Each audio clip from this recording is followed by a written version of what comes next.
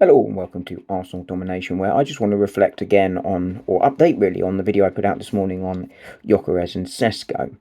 So, in the last couple of days, Arsenal have been heavily linked with both players.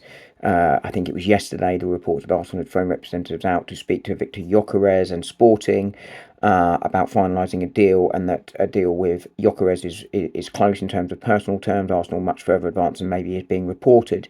In the last few hours, Fabrizio Romano reporting that a deal for Sesko is now looking likely, and a deal is on with Arsenal pushing to sign a deal.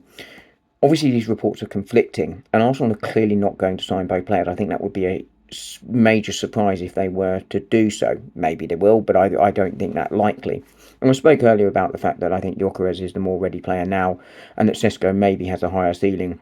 Not a bad player now, but not quite at the level of Gyokeres for me, although hard to tell when one plays in a Bundesliga, which is a much better league than the Portuguese league, with all due respect, but Gyokeres has shown he's capable of doing it in the Champions League too. So that's my thoughts on the players. Gyokeres, the player for now. Sesko, possibly the one with the bigger future.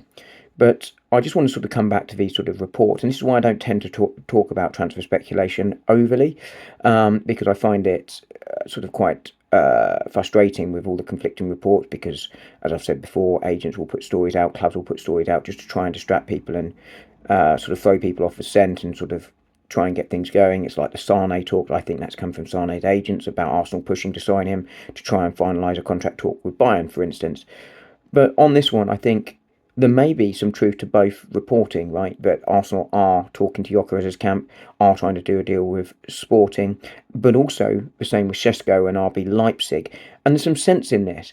There are multiple clubs interested in strikers, and there aren't that many options. Looks like Diem Delap is off to Chelsea. Atatike, the Frankfurt striker, also sort of garnering interest from there. Osman, incredibly expensive. Gyokeres, Sesko available.